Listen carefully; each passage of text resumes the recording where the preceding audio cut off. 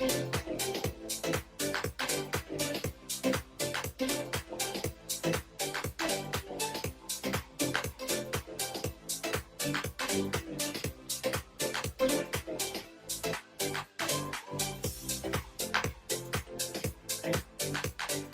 buenos días, queridos amigos, damas y caballeros que están en casa viéndonos desde la Recoba del Cielo por Montera.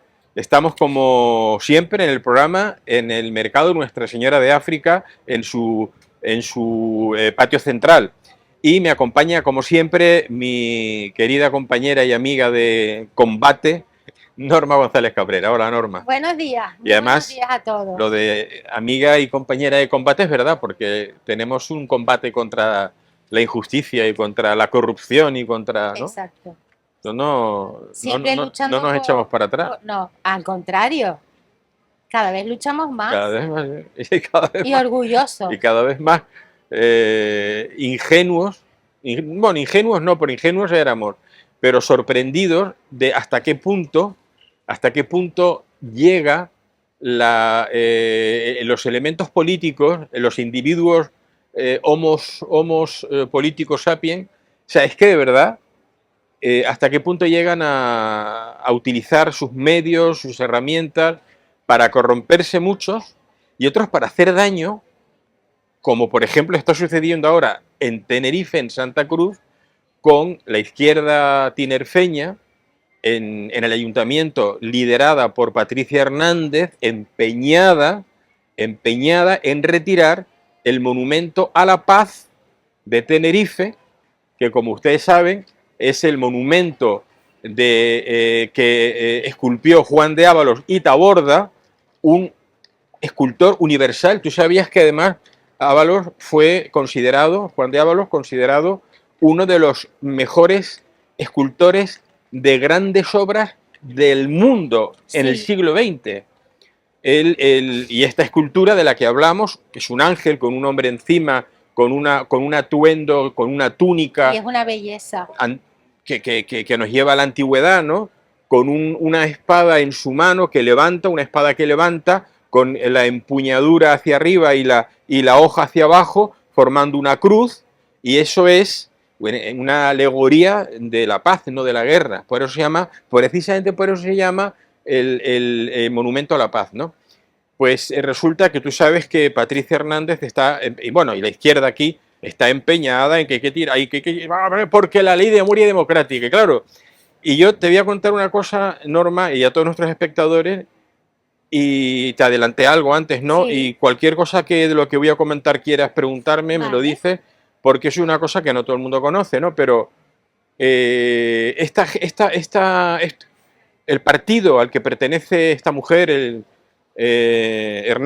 Patricia Hernández, el partido al que pertenece Ángel Víctor Torres, que es el ministro empeñado como secuaz de Pedro Sánchez en retirar esta escultura, en acabar con el Valle de los Caídos, etcétera. Estos que se llenan la boca de memoria histórica pertenecen a un partido criminal, a un partido político que desde su origen no ha hecho más que sembrar el caos, el mal, la corrupción y el crimen. Desde su origen. Y lo que a la gente igual no ha caído es que el día 13 de julio de 1936... Sí, yo me lo apunté antes que te lo pregunté. Se asesinó un grupo de gente ligada al Partido Socialista Obrero Español, asesinaron a José Calvo Sotelo. José Calvo Sotelo era el líder de la derecha monárquica española. Es como si hoy asesinaran a Feijóo. Imagínate que un grupo de personas ligados al PSOE, ahora vamos a dar nombres concretos, y van a buscar a Feijóo, se lo llevan de madrugada, le pegan 2 tiros en la cabeza y lo tiran a las puertas de Santa Lastenia. Pobrecito. Pues eso hicieron con Calvo Sotelo y lo dejaron en las puertas del cementerio del Este en Madrid. Y voy a dar unos nombres porque quiero que ustedes tengan en cuenta, tengan muy claro que lo que estoy comentando es así, fue así, ¿no? Y por qué el PSOE está implicado en ese asesinato, en el asesinato de José Calvo Sotelo. casualmente, el 13 de julio de 1997 se asesinó, ETA asesinó de 2 tiros en la nuca también, igual que a Calvo Sotelo, con 2 tiros en la nuca, a Miguel Ángel Blanco, un concejal de Alianza Popular, no, perdón, del PP, ya era el PP, en 1997. ETA lo secuestró y le pegó 2 tiros en la nuca y mató a un chico de 20 y tantos años, sencillamente porque era de un partido de la derecha española. Eso hicieron con Calvo Sotelo. Bueno, pues ese PSOE que ahora habla de memoria democrática, es el PSOE que asesinó a Calvo Sotelo y es el PSOE que se ha unido en una intención común de mantenerse en el poder con los que asesinaron a Miguel Ángel Blanco. Eso es lo que te iba a preguntar. Porque ETA asesinó a Miguel Ángel Blanco y Bildu es ETA. Y estos están comiéndose los mocos con Bildu. Es que me parece una cosa Sánchez está con Bildu.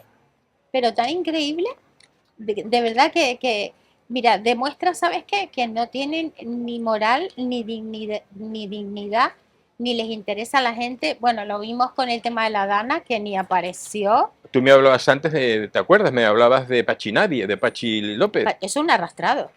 Es que no se puede ser más arrastrado. Yo creo que son personas sin principios, que les encanta el poder porque no les gusta trabajar, no están preparados porque yo creo que no saben absolutamente de nada, sino de corrupción, de cómo robarle el dinero al pueblo, de sacarlo fuera de España, porque ni siquiera lo invierten aquí y son una banda de sinvergüenzas todos. A mí me gustaría destacar que al chirimoyo, como lo llama mi amiga la TikToker Trinchera Libre, que es una monstrua, la sentencia condenatoria a mí me hace un poco de gracia, dicha como lo dice Abraham, el cómico canario. O sea, tiene 7 años o 9 años de inhabilitación a su puesto de trabajo que no existió ni que nunca supo dónde estaba. El del hermanísimo, ¿no? Exacto, el hermano... pero los 300 y pico mil euros que cobró durante ese tiempo no los tiene que devolver. A Gallardo. Bueno, y no solamente eso,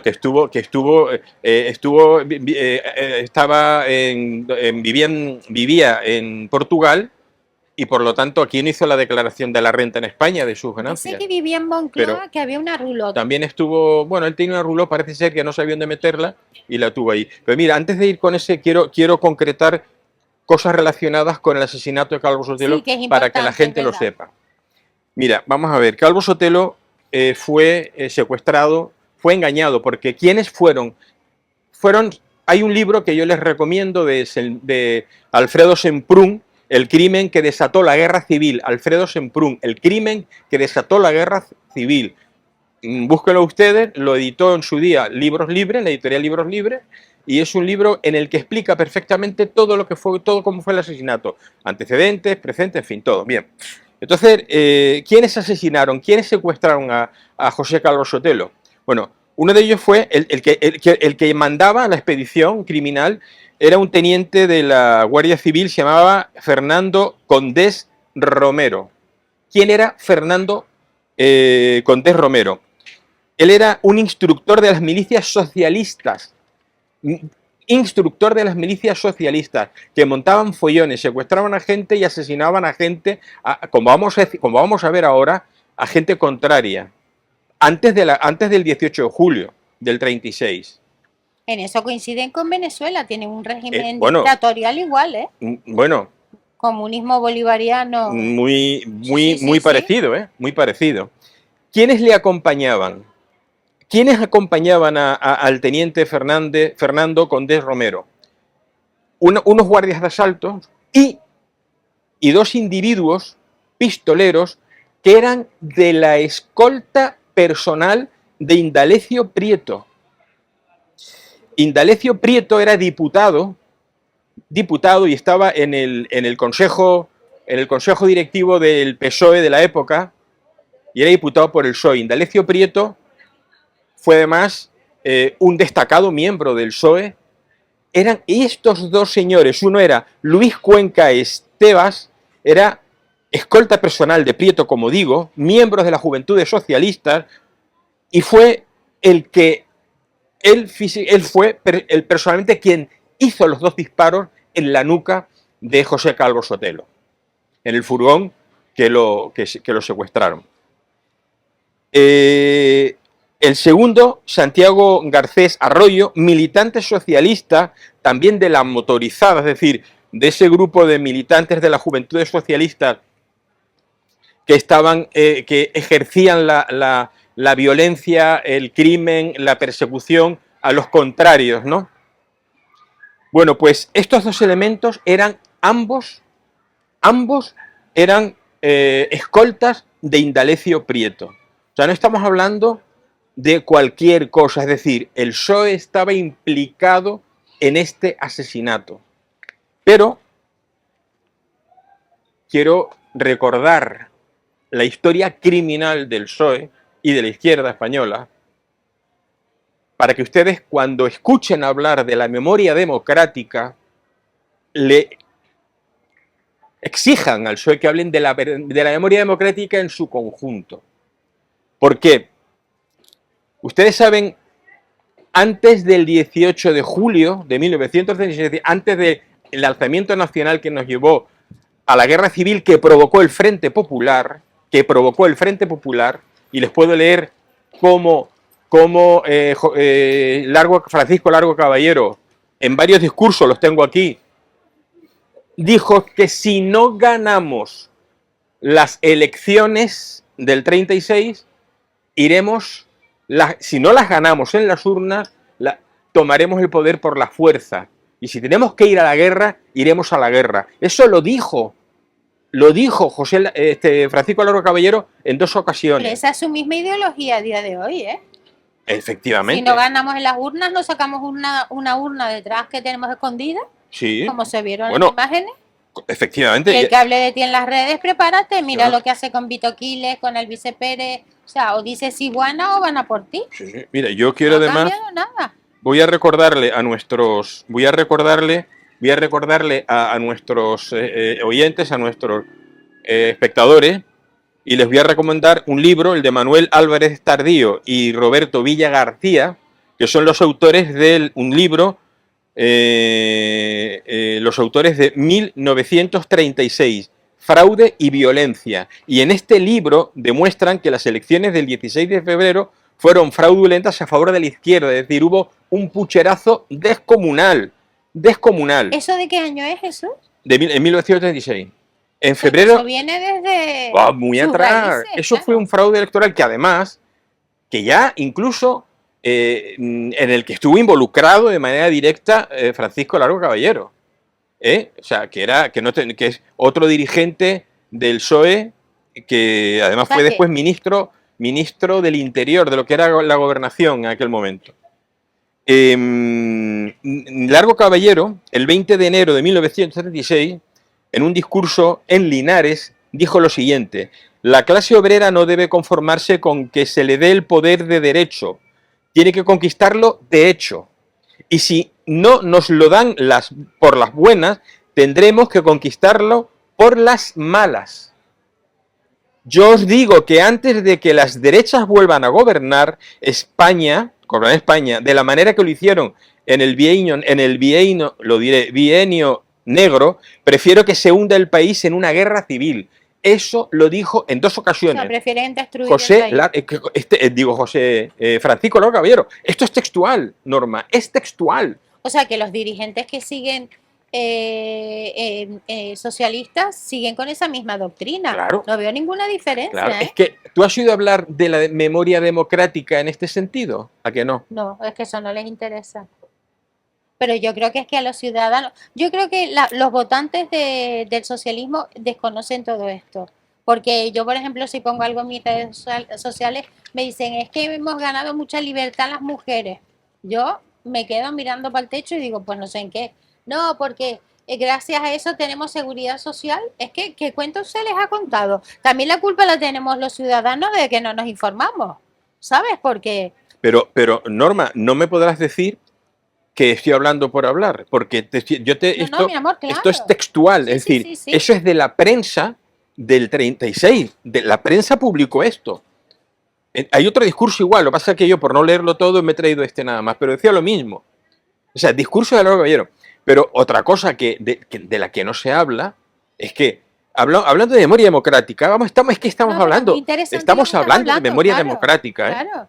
En el total de antes del 18 de julio, en España, las izquierdas españolas, el PSOE, estos que asesinaron a Calvo Sotelo, asesinaron, del 31 al 36, asesinaron, o sea, desde la proclamación de la Segunda República hasta el 17 de julio de 1936, se asesinaron 55 religiosos, Eso lo leí el otro sacerdotes, día. Sí, antes del 36. Y a partir del 36, a partir del 18 de julio del 36, sí, lo leí. se asesinó en España fusilados, desollados vivos, martirizados de muchas maneras, en las Checas, en Madrid, en Barcelona, nada menos que a 6.832 religiosos.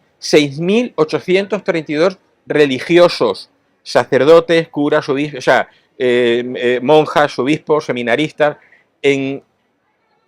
a manos de miembros del Frente Popular, a manos de individuos del PSOE, individuos de la CNT, individuos del Partido Comunista, individuos del PSOE. Asesinaron a 6.800 sacerdotes que no, simplemente porque eran sacerdotes. Y ahí no queda la cifra y te dejo y me comentas lo que quieras, Norma. Entre 3.000 y 4.000 personas laicas fueron asesinadas por ser católicos o por esconder en sus casas a un sacerdote. Eso también lo leí. O a una monja. Pero hay poca información. Entonces, el otro día leí... son datos, ¿eh? No, es terrible. Datos de memoria democrática. Es terrible. Ustedes, vamos a ver, estoy hablándoles a ustedes de esa memoria democrática de la que no habla. Yo creo que la gente lo desconoce. Sánchez, ni habla, sí, claro, ni habla Torres, ni habla Patricia Hernández. Torres iba a hablar de eso también. De eso no hablan, porque a la guerra civil se llegó porque la provocó el Frente Popular que lideraba el PSOE. El PSOE de Indalecio Prieto, de Negrín, de Francisco Largo Caballero, etc. Y si seguimos así, la vamos a tener otra vez, porque entre la inmigración nos quitan nuestros derechos, nos enfrentan unos a otros, que es lo ideal para ellos seguir con sus triquiñuelas, han expoliado España, están produciendo... Bueno, leí en Telegram algo tan desastroso como que había un contrato firmado en el terreno que se acaba de prender fuego para poner placas solares, o sea, se había firmado... En Andalucía, ¿no? Exacto. En Almería, sí. Pues ya se está buscando un contrato que se había firmado en el 2023 donde ahí iban placas. ¿Cómo iban a firmar un contrato si eso estaba lleno de árboles? Es que sinceramente, es que vamos a ver, no hay botella. Totalmente. Es que mira, es lo que hay. La agenda 2030, quienes han urdido la agenda 2030, que se han montado el rollo del cambio climático. Si hay un cambio climático, lo habrá porque la naturaleza, a lo largo de los milenios, el mundo puede cambiar, pero no por la mano del hombre, que es insignificante en la naturaleza, en el globo terráqueo. Pero es que se creen que somos tan estúpidos que nos dejan sin árboles y se que ha subido la temperatura. Pues normal, ¿cómo no va a subir el asfalto si has quitado todos los árboles de la Rambla? Es que nos tratan más bobos de lo que somos. No, es que realmente y después no le hagas frente, porque agüita las represalias. Te vienen inspecciones, te viene de todo, ¿eh? Pero tú como ciudadana de Santa regalos Cruz, te viene de todo. ¿Cuánto tú llevas? Tú viniste de Venezuela, viniste muy chiquitita, ¿no? Con 7 años. Con 7 años. Tú llevas toda tu vida... Tengo 61. En Santa Cruz de Tenerife, ¿no? Entonces, tú amas Santa Cruz de Tenerife. Por supuesto, por encima de todo. Y tú ves una ciudad en la que no abundan las esculturas en la calle, lamentablemente, sería maravilloso. Pero y tenemos en la Rambla, con la avenida 3 de Mayo, una escultura espectacular que no tiene el significado que le han querido dar esta izquierda, Aparte que, y la quieren retirar. Preciosa. Vamos a ver un minutito, un minutito un vídeo de imagen para que ustedes vean cómo luciría de noche la escultura. Mírenlo.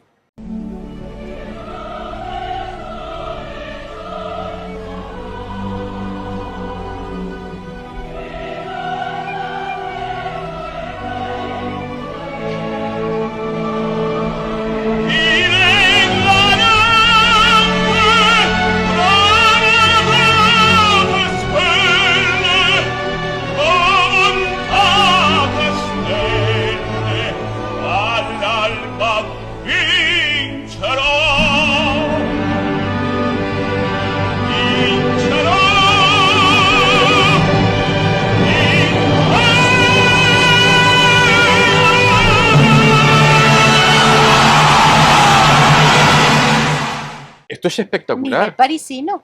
Y, bueno, en París todo lo pintarían de dorado. ¿Y a ti no te parece que disfrutar de eso y hacerte fotos y que el turismo lo vea? No, porque ellos lo que quieren es destruir y que vivamos en la miseria sobre piedras, que nos coman las cucarachas. Eso es lo que quieren, para ellos mirarnos de arriba. Es que no quieren nada. Realmente ellos quieren vivir en un castillo y tú que vivas abajo en una cueva. Es desmotivador, ¿eh? Pero no van a poder. Es desmotivador. No, que nos desmotivador, hagan ilusiones. Es que además ellos pasan, o sea, Patricia Hernández y compañía va a estar un tiempo en la política. Imagínate que se retira, que no se va a retirar esa escultura, que no podrán disfrutar los que vienen, el futuro, como no pudimos disfrutar del castillo de San Cristóbal, del que hemos hablado aquí, que se derribó porque un alcalde masón, García Sanabria, se empeñó en tirarlo. Otro que más traiga. Se empeñó en tirarlo por circunstancias que ya hemos contado aquí, y no podemos disfrutar de ese castillo extraordinario como se disfruta en otros lugares de castillos de la época. Pero si la gente no va a visitar los campos de Auschwitz, menos aquí. Esto es... Y pagamos dinerales en pasajes y en estancias y de todo.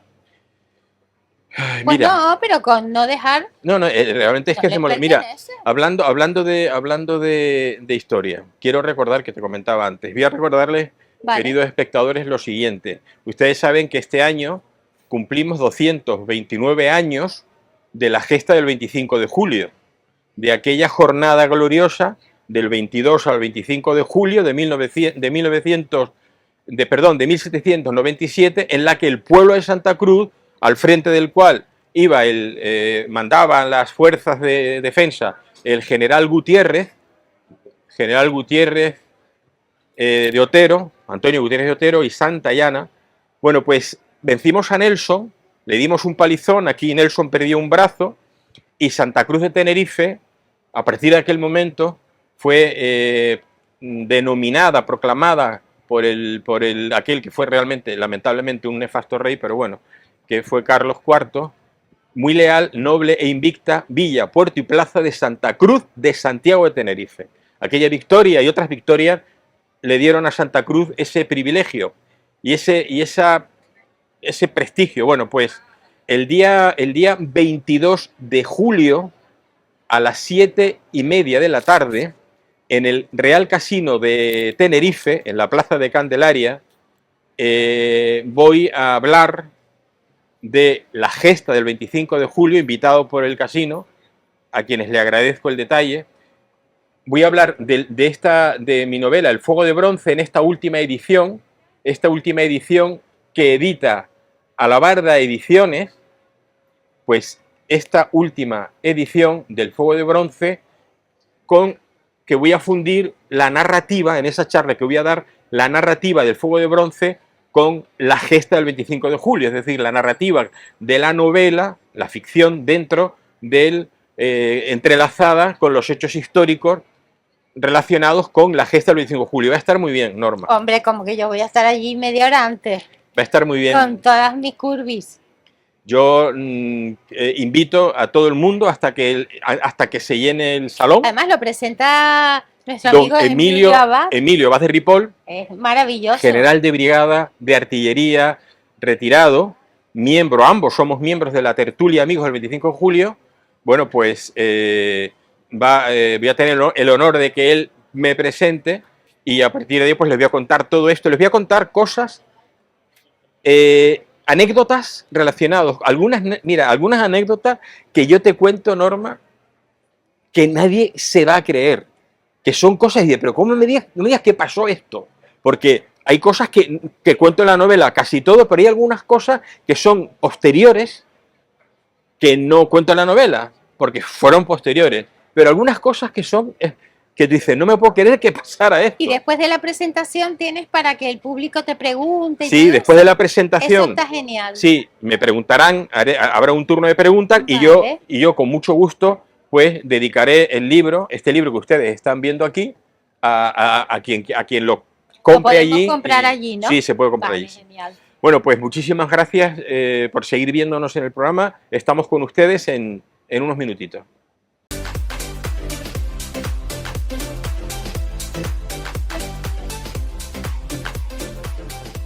Estamos de vuelta con ustedes, queridos amigos, seguidores, damas y caballeros que tienen la bondad y la inteligencia, de paso, dicho de esas. Y el buen gusto. Y el buen gusto de vernos, de escucharnos a través de Ahora Televisión o a través de YouTube, que también nos pueden ver a través de YouTube, en este programa que hacemos desde la Recoba, El Cielo por Montera, que hacemos ya hace 4 años y que hacemos en el mercado de Nuestra Señora de África. Aquí lo grabamos, lo grabamos cada 2 miércoles y lo emitimos el jueves.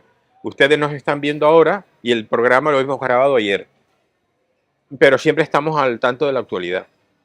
Y yo siempre les recuerdo lo mismo.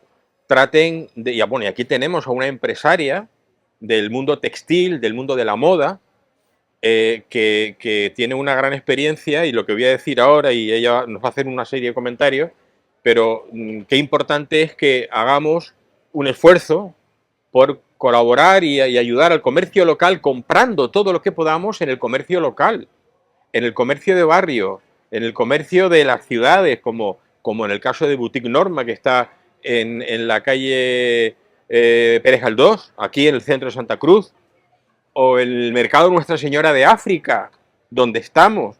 Mercado Nuestra Señora de África, que es una institución, no solamente es un mercado tradicional maravilloso, que ha sabido conjugar la tradición, como digo, con la modernidad, con todas aquellas cuestiones que nos hacen una vida más cómoda, como por ejemplo, pues que usted pueda hacer la compra aquí por internet y venir a recogerla después y llevársela a su casa a otra hora. O como por ejemplo, pues que las personas mayores, y quien no es mayor, aquí tiene para ir a la planta baja un ascensor para bajar y otro para subir, y un ascensor. Por aquí, ¿tú te has fijado, Norma, la cantidad de personas que vienen en sillita de ruedas? Sí, Mira, y con taca-taca, con bastones, de todo. Mira, estamos hablando y ahora está por ahí una señora con otra señora que le empuja con la sillita de ruedas, otros que vienen con la eléctrica. El suelo es todo lisito, tienes ascensor, entonces lo tienes súper... Y pasillos anchos. de sombra, ¿eh? Sí.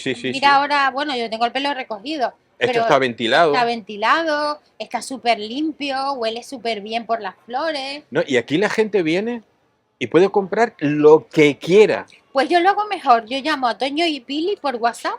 Le digo, Pili, ¿qué tienes hoy bueno de fruta? Toño y Pili, que están aquí al ladito. Exacto. La frutería. Lo que quieras, ¿qué te llevo? 1 kilo de naranja, melón, no sé cuándo, no sé qué. A las 3:30 cuando cierran de aquí, 4:30 en mi casa, lo tengo en el pollo en la cocina, me lo dejan. Es una pasada. Se lleva su datáfono, le pago y hasta luego, es una maravilla. O sea, yo soy un enamorado de los mercados tradicionales. Además, lo que come Jesús, el tomate sabe a tomate, los champiñones son así. O sea, yo no quiero despreciar ni desprestigiar a ninguna gran superficie ni nada, porque oye, cada uno trabaja donde le da la gana y compra donde le da la gana. Pero el sabor de lo nuestro, por mucho que digan, y además que no tienen pesticidas, ni todas las porquerías esas que les están metiendo a los productos que entran sin ningún tipo de control. Bueno. Que eso después ya hemos hablado también aquí de eso, ¿no? Claro, porque hay un montón de gente con problemas digestivos, porque, pues ya sabes, el tema de siempre Sí. que no sale en la tele, pero que ya la gente, gracias a Dios, está informada. Pero fíjate que estamos aquí sentados, Norma, tú y yo, y tenemos aquí el arco de la entrada del mercado, que es un arco precioso, una entrada amplia, Nada más entrar te encuentras con las floristerías de la Recoba, que son, ahí tienes 4, 5, 6, 7, 8 puestos de flores y plantas para que compres, para que tengas plantas vivas, flores cortadas para ramos, de todo lo que quieras, objetos que tienen de regalo también vinculados a las plantas, aquí al lado las fruterías, carnicerías, pescadería abajo, es un referente la pescadería con los espacios gastronómicos dentro de la pesquería, pescado fresco que viene cada día desde el mar. Desde la lonja viene cada día el pescado. Mira, yo te voy a contar una cosa. Tú sabes que yo le compro casi todo a la Jardín de Eva. Y hay un montón de plantas que yo no sé cómo se llaman. Me encantan las plantas, pero no sé los nombres, ni cómo se riegan, ni nada.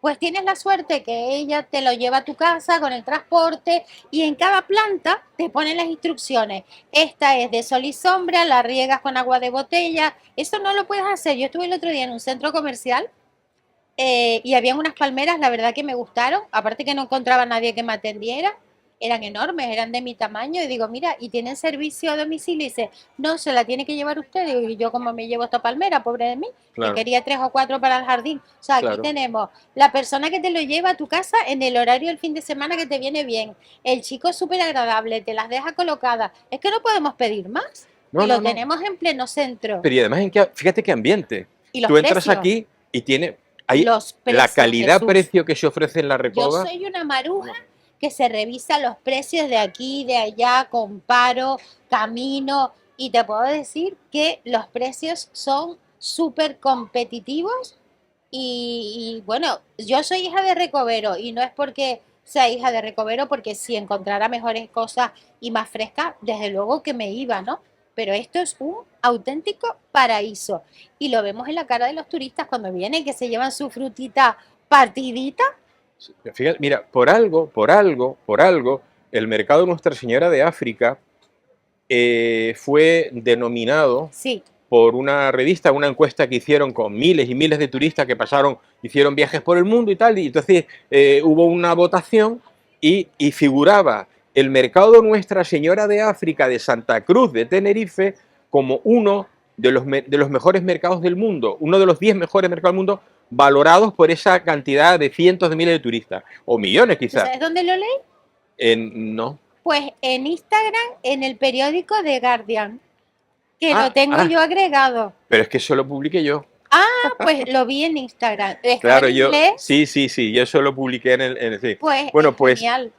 pero aparte de eso, no me acuerdo cómo se llama exactamente, pero el mercado Nuestra Señora de África es el único mercado de servicio al público, o sea, no mayorista, en España que pertenece a una asociación mundial de mercados que es una élite mundial de mercados. No me acuerdo cómo se llama, pero digamos que está considerado en la élite más arriba de los mercados en el mundo. Entonces, y esto lo tenemos en Santa Cruz de Tenerife. Unión Mundial de Mercados. La Unión Mira, Mundial de nuestro Mercados. realizador, No es que tenemos aquí tenemos aquí a al la regidor, inteligencia artificial. tenemos realizador y regidor a la vez, que está aquí. Es un máquina. Sí. Y estamos aquí con enfrente vemos el puente Serrador, General Serrador, que une ese lado de Santa Cruz a través del puente, No salvamos digas el nada Barranquio de Santos. No digas Es nada que- que lo van a tirar ahora en el próximo pleno. Llega la otra que Bueno, no sé si no bueno, gritar. tú sabes que ya Vamos a quisieran. Tú sabes que no saben. Tú sabes que es que lo que harían si pudieran. Esos que tienen en las tripas fuego, en lugar de serenidad tienen fuego en las tripas, son Yo capaces creo de que son arrasar con gente todo. acomplejada, porque la gente Pero- feliz no hace esas cosas.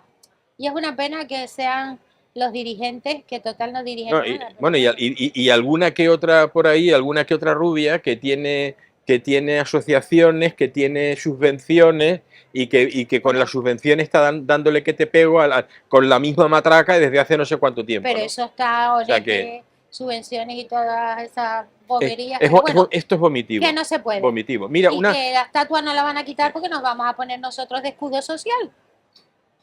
una cosa que te quiero preguntar, Norma, porque si aquí batallamos siempre, lo estamos diciendo ahora, Claro. que se proteja y se respete. y que se ayude al comercio local, al Cierto. mercado nuestro en África, a los mercados tradicionales, los comercios del barrio, los comercios de toda la vida. El pequeño empresario que lo está pasando mal, el autónomo que lo está pasando fatal porque tenemos en las peores condiciones como mínimo en Europa para emprender un negocio, ¿no? Has estado recientemente en una importante reunión. Sí, estuve el otro día en el gobierno de Canarias, que hubo una reunión con las nuevas ayudas para autónomos, que la presentó Tribuna Canaria. Estaba el vicepresidente, el señor Domínguez, con Lorenzo Amor, presidente de los autónomos de España. La verdad que fue lleno absoluto, un catering súper bonito, la conversación muy interesante, pero como yo soy tan quisquillosa, vamos a ver, ellos hablan, y me parece bien, de las ayudas para los autónomos, que es la cuota cero, de los nuevos autónomos que van a empezar, que no van a pagar, no sé si es primer o segundo año, no van a pagar cuota de autónomo. Después hay otra para contratar a mayores de 52 años, que creo que no paga seguridad social durante un tiempo. Pero yo que soy tan resentida y llevo tantos años, 40 años detrás de un mostrador, cuando ellos te lo enfocan, no, porque les vamos a dar a los autónomos. No, mire, perdone. Eso que usted lo está dando, no lo está dando, lo estamos pagando nosotros. Porque a mí me ofende cuando dice es que el transporte es gratis. No, no es gratis. Nosotros Hombre, lo pagamos y claro, con ese dinero que claro. nosotros pagamos, ustedes lo tienen que invertir en cosas interesantes que tampoco lo hacen bien. Haces muy bien en señalar que no es gratis. Exacto. Lo pagamos. Entonces, que las ayudas no, usted no nos va a ayudar. Esas ayudas es de nuestro dinero. Y si las ayudas son de Europa, tampoco es de su dinero, porque usted de su dinero que gana a final de mes no va a ayudar a ningún autónomo. Entonces empezaron a hablar que también te digo, las iniciativas están bien, porque todo lo que se sume y que favorezca a la empresa me parece perfecto, pero me parece humillante que se hable de las ayudas que les vamos a dar. Miren, señores, ya está bien, ustedes están para trabajar para nosotros y yo no quiero seguir oyendo las ayudas que me van a dar, porque ustedes no están dando nada. Claro, claro, Ustedes es que están reinvirtiendo los impuestos que nosotros pagamos. Para empezar, tienen que cambiar y modificar las presentaciones. Porque claro, ellos se sienten que están por encima del bien y el mal. sí, eso Y es. nosotros cada vez nos sentimos más pequeñitos. Pero como a mí me ha costado tanto estar donde estoy y ganar tantos premios internacionales, pues yo me planto y además yo se los digo en su cara, es que usted a mí no me está dando nada. Con lo que nosotros pagamos, lo que se está es distribuyendo ese dinero y vale en esas ayudas, pero yo le cambiaría el enunciado a las cosas. Otra cosa, el otro día, para la gente que tenga tienda en Canarias, nosotros tenemos la página en TikTok como perfil de empresa. Y claro, pues casi no la usamos, subimos cosas, pero no hacemos directos, no hacemos, la verdad que casi nada. Y TikTok nos mandó una notificación que si no hacíamos directos, nos anulaba la página y la ponía como perfil personal, como Norma González, y no como Mujeres Reales. Ah, te obligan a hacer Sí, directo. porque, claro, porque tú tienes que, si te das de alta como empresa, demostrar que eres una empresa. Y yo subo, pues a veces 4 bobadas que hago y realmente no lo exploto, que está muy mal que no lo haya hecho, ¿eh? Porque ganas incentivos. No Ojo. te interesa, No, claro. no, ahí te puedo decir que yo soy la que, o mi hija, la que lo ha hecho mal. Te están saludando, mi amor. Entonces, Estamos en directo. Hasta luego. entonces Estamos nos, haciendo un programa. vale, nos escriben y nos dicen que como teníamos no sé cuantísimas visualizaciones, nos han puesto en nuestro perfil un catálogo de productos que eran auriculares, trípodes, un montón de cosas de electrónica súper baratas. Vale, yo firmo, doy los datos de mi empresa y todo el rollo y usted ganará una comisión por cada cosa que usted venda. Cuando tú haces el directo, te sale en la pantallita un carrito naranja que el cliente, mientras ve el directo, ve que cada persona que hace el directo tiene, la verdad que yo me hubiera comprado 40 cosas, te lo digo de verdad. Sí, sí, sí, sí. Y resulta que no envían a Canarias. No Y, me lo puedo creer. y te puedo decir que ese mismo día las clientas cuando colgué el catálogo perdimos como 300 euros en comisiones. No me lo puedo creer. Lo que además generas dinero estando en tu casa, solamente prestando tu página a TikTok, porque resulta Para que TikTok te haga... y TikTok te abre como una especie de página web en tu web que te pone carrito. Entonces la gente dice, oye, pues a ver qué tiene esta tienda aparte de ropa. Pues mira, las auriculares valen 12 euros. Los trípodes 8 euros y pico. O sea, los precios son buenísimos. Luces LED, Pero sartenes. esos artículos lo vende directamente TikTok o es una plataforma que tiene TikTok donde venden, yo que sé, Temu o una de No, estas. no, no, lo No. vende TikTok. Ellos tienen la sede en Estados Vaya Unidos. negociazo Entonces, tienen. claro, tú entras a mi perfil, yo hago el directo y sale ese carrito y la gente clica y le sale todo lo que tiene Boutique Norma. Nos pusieron 44 artículos. Bueno, las clientas me empezaron a llamar, mira que quiero comprar los artículos, aparte de la ropa, Mm. te, Y te no te, empiezan a rellenar y cuando llega a Canarias no se puede con el código postal. pero y tú has escrito, tienes la posibilidad Mira, de. yo que soy tan pesada, escribo y me dicen que por el régimen fiscal que tiene Canarias y el proceso tan enredoso con la aduana, TikTok ha decidido, vende en todo el mundo, menos en Canarias. Pues resulta que subo mi publicación yo toda triste porque perdiendo dinero todos los días por vivir en Canarias y me encuentra un señor que es un ángel de Gran Canaria, jubilado, que fue inspector de aduana y trabajó en Hacienda, y me dice, mira, en el tema de TikTok son sus reglas, no te puedo decir nada, pero que lo que tú estás diciendo que tú no puedes vender a Península en menos de 150 euros porque tienes que pagar una aduana, eso es mentira. A ti quien te está engañando es el transportista. Y me manda Pero, todos los PDF de todos los contratos firmados desde el 2016 del gobierno de Canarias y está vigente para vender menos de 150 euros sin aduana. Me lo desarrolló, me mandó todos los PDF, me dijo lo que tenía que hacer y también me dijo, mira Norma, el canario se tiene que espabilar porque entre que tú vas al gobierno de Canarias y nadie sabe cómo se exporta, porque ni siquiera te dicen, en la sociedad de desarrollo no saben, en el gobierno de Canarias no saben, es que no saben si está vigente, si hay convenio, o sea, no saben nada de nada. El otro día me enteré que hay un cargo que es directora general de autónomos del gobierno de Canarias que yo no sabía ni que existía y estoy preguntando y tampoco a gente, amigos políticos y tampoco sabían que estaba. la verdad O es sea, que. es un desastre y un desbarajuste porque que tú no sepas que existe ese cargo ya es Pero grave. fíjate, Norma, ¿cuántos años llevamos de autonomía? Yo qué sé. Llevamos 50 años de autonomía. O sea, ¿cómo es posible que en todo este tiempo, es decir, todo el mundo aplaudía con orejas cuando se aprobaron el régimen de autonomía, los autonómicos? Y cuando aplaudimos la Constitución de 1978 y cuando entramos en la Comunidad Económica Europea, entonces era el mercado común. Hoy, la Unión Europea, que es una cueva de ladrones y de golfos y de sinvergüenzas que están vendiendo el campo europeo, el campo español, Amén de están otras cosas. acabando con nosotros, amén de otras cosas. Bueno, y todo esto, no, para no irme de lo que quería, sobre lo que quería hablar, para encarecer nuestra vida, porque el régimen autonómico, que yo sepa, no nos ha beneficiado para nada.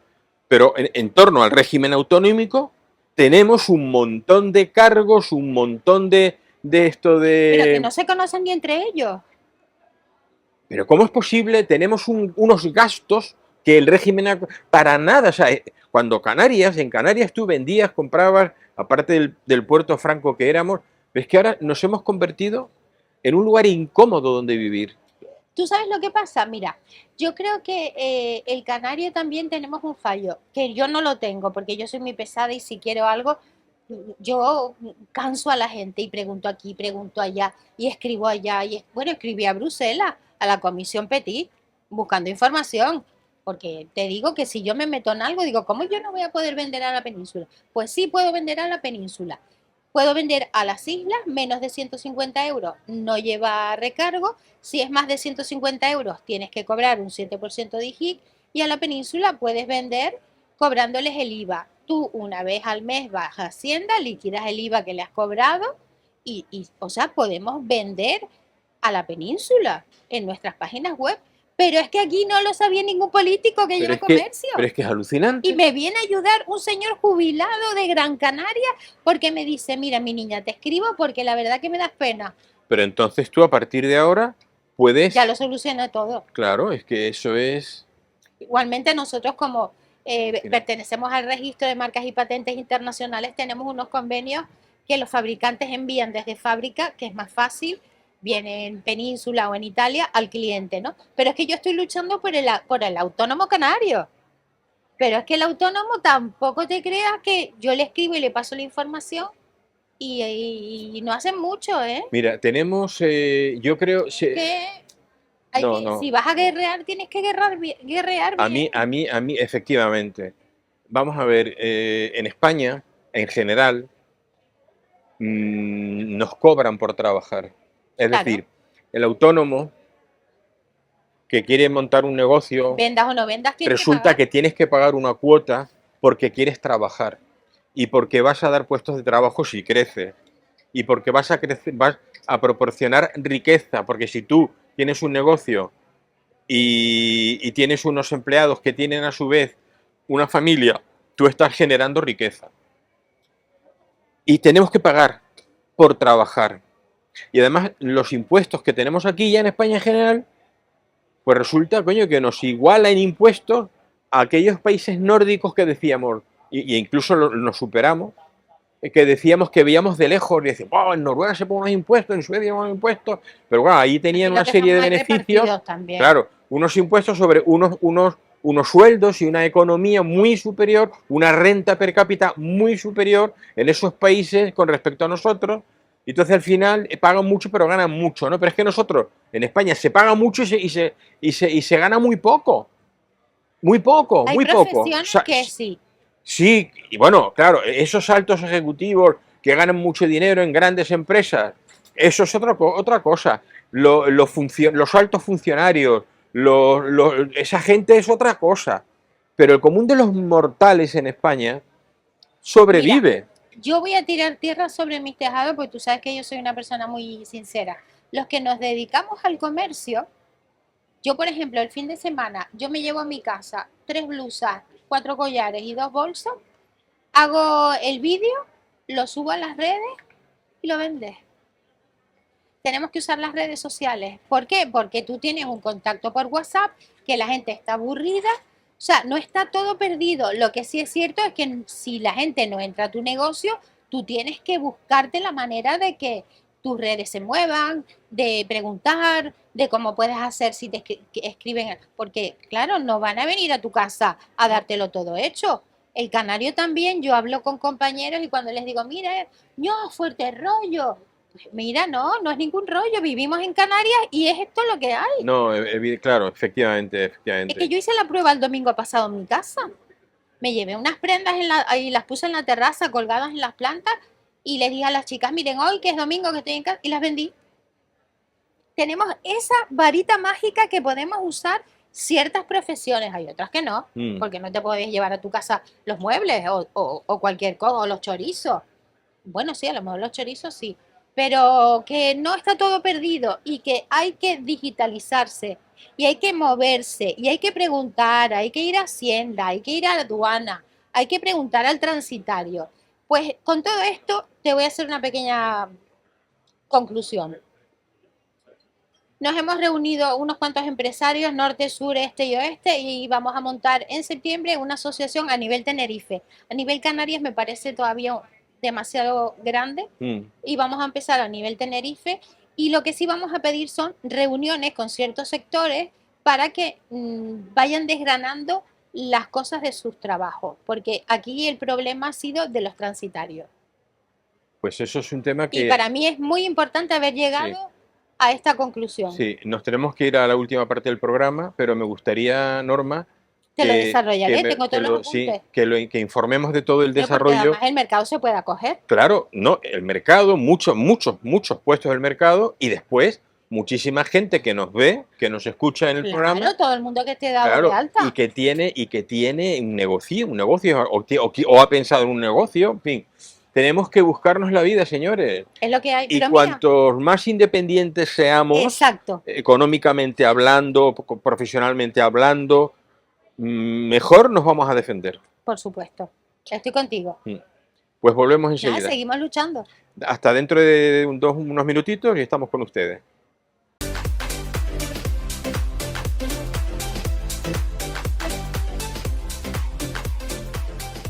Estamos de vuelta con todos ustedes, queridos amigos y damas y caballeros que nos ven todos los meses, al menos 2 veces, a veces más, porque ustedes saben que desde la Recoba El Cielo por Montera lo emite Ahora Televisión el jueves siguiente, al grabarlo nosotros aquí en el mercado de Nuestra Señora de África, lo emite Ahora Televisión, pero lo emite no una sola vez, lo emite el jueves a las 12, pero después lo emite de un programa a otro 4 o 5 veces en diferentes horarios y diferentes días, con los cuales nos ve muchísima gente.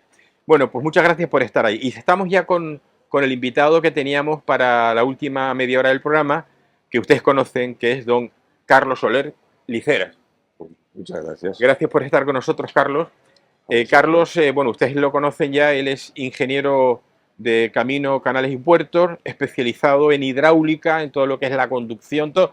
Yo creo que no hay en Canarias, como mínimo, nadie que sepa tanto de cómo manejar el agua y todo lo relacionado con ello que nuestro invitado.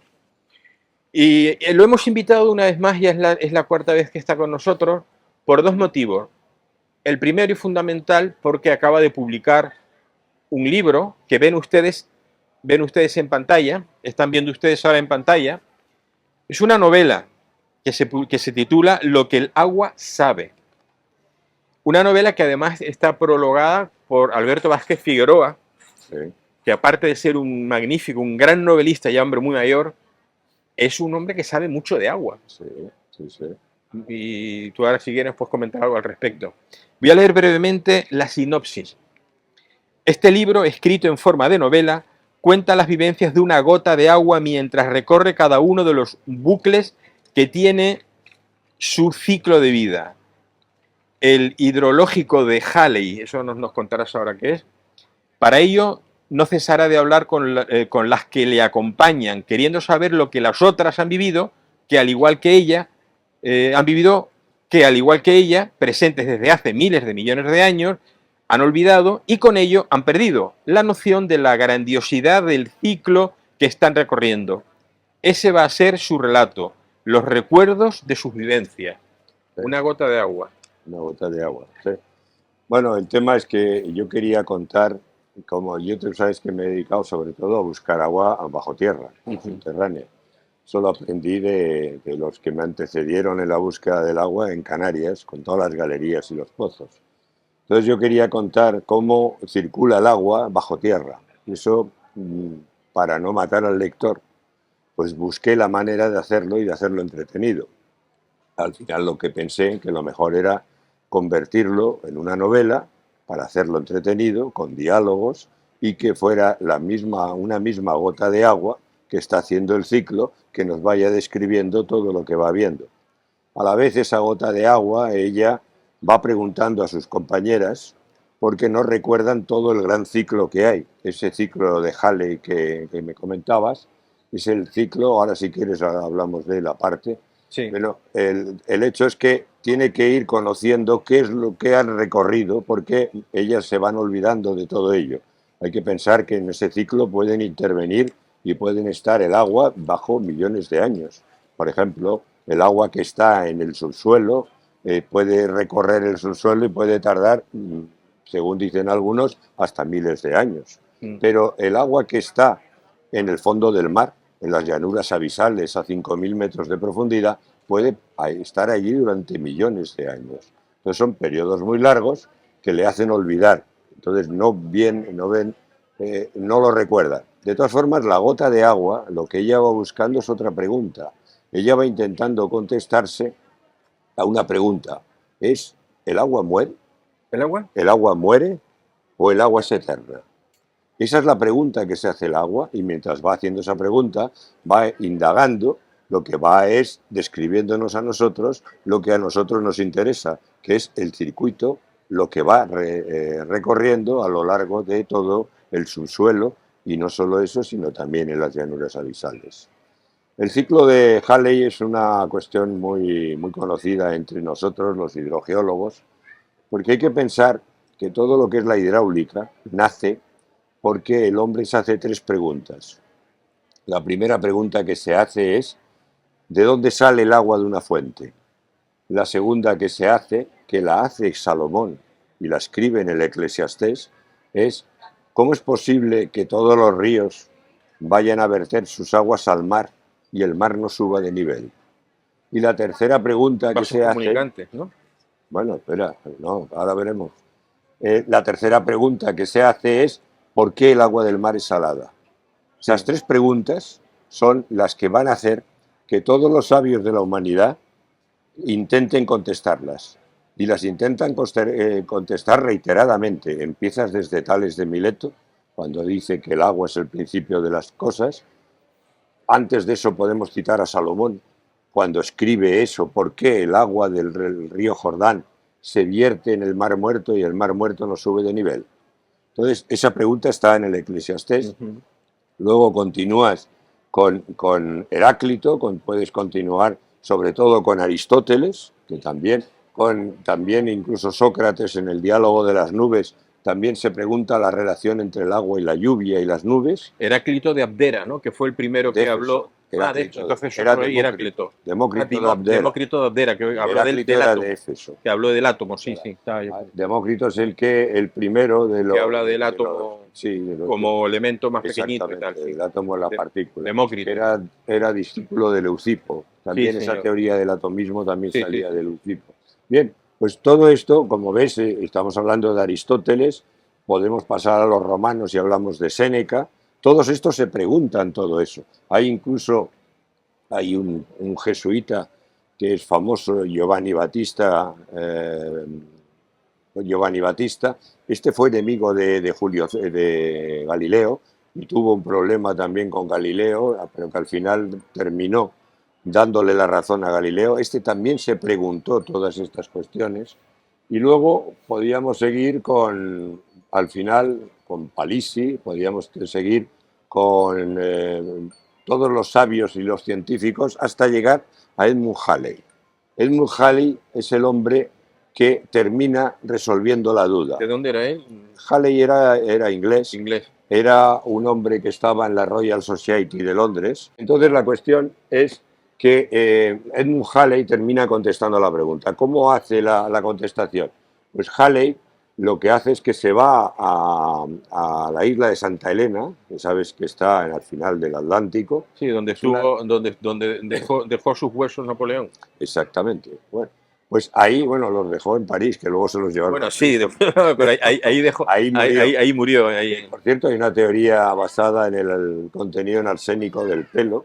Sí, de Napoleón, que es muy curiosa. Sí, yo la leí, la del papel pintado que había en la casa. Tenía papel pintado y ese papel pintado tenía arsénico y él estuvo respirando muchos años ese arsénico. Esa es una versión. Hay otra que decía que era el cocinero que le envenenó. Pues que se lo llevó. No te extrañes. Claro, tú date cuenta que no te a este hombre le querían muerto, los españoles, los ingleses, los franceses, los rusos. O sea, no había nadie, salvo 4 gatos en ese momento en Francia, que le quisiera. Claro, discúlpame porque me lo has puesto a huevo, pero es que no me lo puedo callar. O sea, los franceses, que son unos chauvinistas, y mucho cuidado, que ahora están celebrando la Revolución Francesa, que no fue más que una aquelarre, ¿no?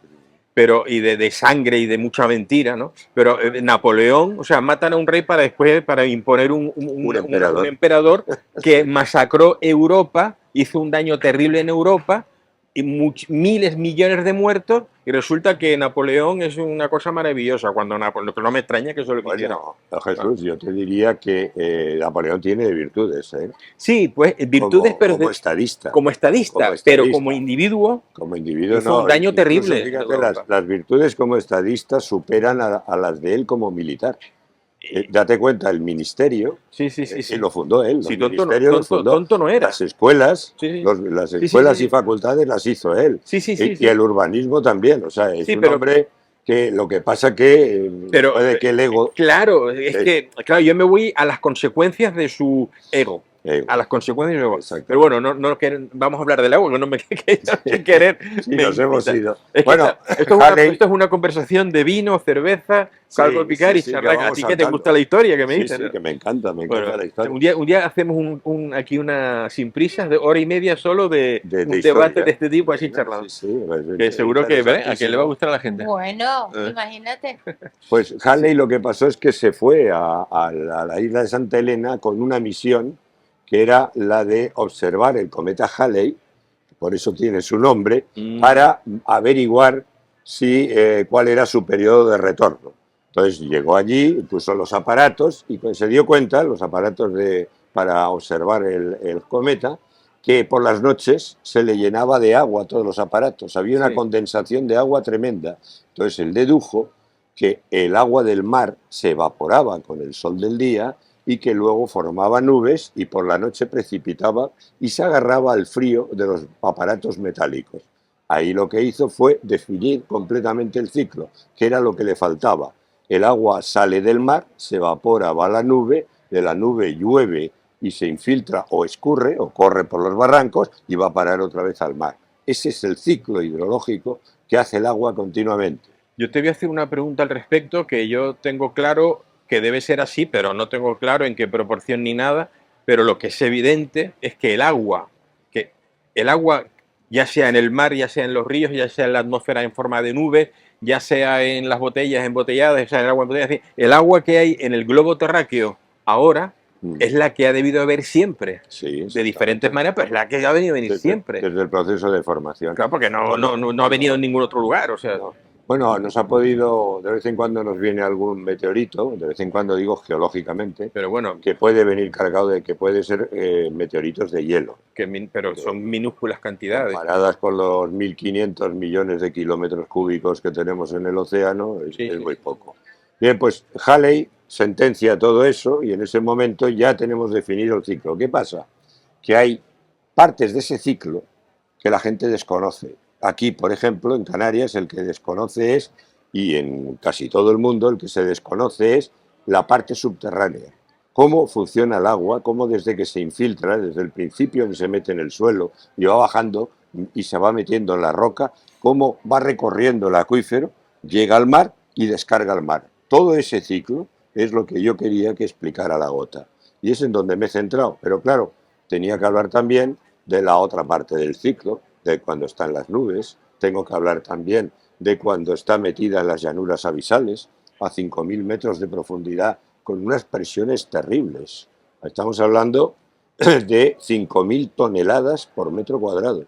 Esa es la presión que se aguanta en el fondo. 5.000 toneladas por metro cuadrado. Por un metro cuadrado hay 5.000 toneladas ¡Qué de peso bárbaro! Apoyándose contra el fondo. Eso es tremendo, tremendo. O sea, eso claro, un submarino que vaya tal revienta allí, aplastado como una cucaracha. Por eso hay muy poca gente que haya bajado a esa profundidad, salvo Picard que hizo y toda la historia de las Marianas de la fosa se hizo en los años 70, 60 y pico, 70. Han bajado 2 o 3 veces nada más. Es muy complicado. Y el aparato que se necesita bajar para soportar esas presiones es tremendo, tremendo, tremendo. Te quiero hacer una pregunta, Norma, si tú quieres comentar algo, tú me encanta, entras en... ¿Sabes lo que pasa? Que yo vi la portada del libro y yo que soy toda fantasiosa, me imaginé la gotita por ahí haciendo amigas y preguntando, sí, es que es así. ¿cómo te va? ¿Cuándo te vas a evaporar para que digan que hay emergencia hídrica y hagan desaladora? ¿Sabes? Pero dices bien, mira lo que está diciendo Carlos. Es así. Las gotas le van contando y ella va preguntándole de dónde venís vosotras y ya una le cuenta que vienen del acuífero, otras que le dicen que vienen del mar, otras que vienen que acaban de llover. Y entonces, de esa manera, y recorriéndolo ella también, me encantó el título, va describiéndolo todo. Yo imagino una diciendo a la otra, cállate muchacha, que se Esa desaladora hay que hacer, no venga ahora tú a fastidiar el... Por cierto, La literatura es tan allí- Me generosa. encanta. no, allí describe también qué le pasa cuando de repente es absorbida por una desaladora ¿Ves? y le llevan contra una Ah, membrana. pues no estoy muy Sí, sí. desencaminada, Y luego se convierte en salmuera y cómo se vierte y contamina al fondo, Claro. se da cuenta de lo que está provocando. También cuenta en otro momento del ciclo, cuenta cómo se ve absorbida por un pozo o cómo sale por una galería, Cómo la maltrata. cómo encuentra a la gente hablando dentro de las galerías. Todo, Yo Qué leí, bonito. leí en una ocasión, esto que voy a contar no es, en fin, pero es una realidad que me entienda la gente, ¿no? Leí en una ocasión a alguien escribirse un pis que se hizo Julio Iglesias en el 49 antes de Cristo, alguien se lo ha bebido aquí en su casa, el Grio Brito, no la... Lo que pasa es que ya ¿Qué decir? queda muy poco de Julio Iglesias. Claro, claro. lo De que Julio se Iglesias. bebe. Dije Julio Iglesias, no. Sí. Julio César quería Ah, decir. Julio César. En el Ah, yo pi- dije, ¿alguna fan? No. Pues De a la Julio, vengo de de humor. Julio. No, por eso. No, hombre, por eso dije en el 49 antes de Cristo, ¿no? Pero puede ser Que- también que que- Julio César haciendo el pisco en Alesia, en la Por eso batalla te de digo, la Alesia, batalla de nos Alesia. haya aparecido aquí. Sí. Lo que No, pasa es que claro, queda muy no, poco de él. Sí. claro, no, era una manera de decir, ¿no? Que el agua se mueve, se sube, baja, llueve, se van los barrios. Y recorre todo el planeta. Todo el planeta es una maravilla. Sí, es que está Es una recorrido. maravilla. Además, o sea, no no para. hay- El agua, hay una frase que yo también pongo mucho, que es al agua solo le falta hablar. sí, casi es verdad. Lo que estoy haciendo Que yo tú en le el das libro voz, le es das voz. darle voz. Sí. Solo le falta movimiento. Mientras Propio. tú le des movimiento al agua, ella es capaz de hacer cualquier cosa. En el momento en que tú la paras, es donde empieza el problema. Claro, se Porque estanca. la paras, se estanca y ahí o se evapora Claro. o se pudre. No se pudre. Pero si tú le das movimiento, ella misma además se regenera. Que esa es la Eso, otra. yo otra estoy virtud. fascinado. Yo no he leído el libro, que por cierto, dinos dónde lo puede comprar la gente. Está en las librerías. Claro. Lo que sí, ahora lo están vendiendo por internet, porque al principio era complicado, porque Pero ¿dónde lo había hecho el Colegio de Ingenieros de Caminos y había que pedirlo al colegio. Lo pueden pedir al Colegio de Ingenieros de Caminos, que se lo Pero se lo trae. hay que ponerlo en otro, No, está puesto en internet, Amazon y en todo Amazon. esto, toda esta gente. Bueno, todos mientras que estos sí lo tienen. esté en Amazon, que No, y más y que Amazon. Sí. son diferentes plataformas de venta, Sí. ¿no? No es importante, o sea, que a través de Amazon o que busquen el título, que es Lo que el agua sabe, de Carlos Soler, Liceras, y entonces le van a llevar, y yo lo he hecho, Sí, y te además lleva directamente a las plataformas de venta. es muy barato. Ha salido, porque yo me empeñé en que fuera barato y ha salido a 15 euros. 15 me euros, parece. sí, 15, me parece. 15 y algo, sí. Ese libro se llevó una mención especial en el premio Praxedes Mateo Sagasti. Sí, que yo te lo... Pero sí, Praxedes. lo hablamos. Pues mira, es un buen regalo de empresa en las instituciones, Sí. que no se enteran del agua. Sí, no, y sobre todo, mira, Muy didáctico. yo soy un amante de la literatura que enseña. O sea, y claro, cuando tú, la narrativa, es decir, cuando la narrativa enseña a gente a la que le costaría leer un ensayo histórico, un ensayo científico, un ensayo sobre cualquier aspecto de la vida, si a través de una novela tú das datos reales, explicas bien las cosas, pero dentro de una vida, dentro de la vida de una gota, eso hay mucha gente que lo lee mucho mejor. Es que eso, a mí eso me lo enseñó Alberto. Porque yo, el libro de la historia de la Fuente Santa, yo quería que lo hubiera escrito él.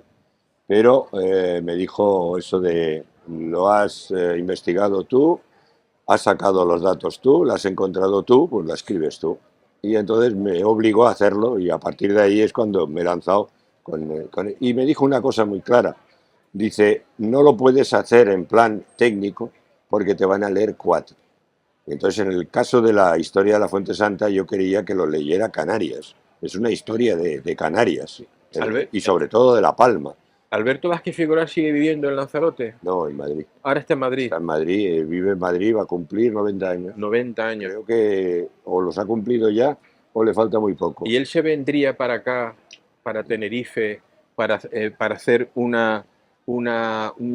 un debate tertulia que podíamos hacer, seguro que el Real Casino de Tenerife se prestaría, en el que participase el conocedor del agua, como bien sabemos, el tema este que tenía África, contigo y con alguien más, yo creo que con vosotros dos, yo moderando, sería espectacular.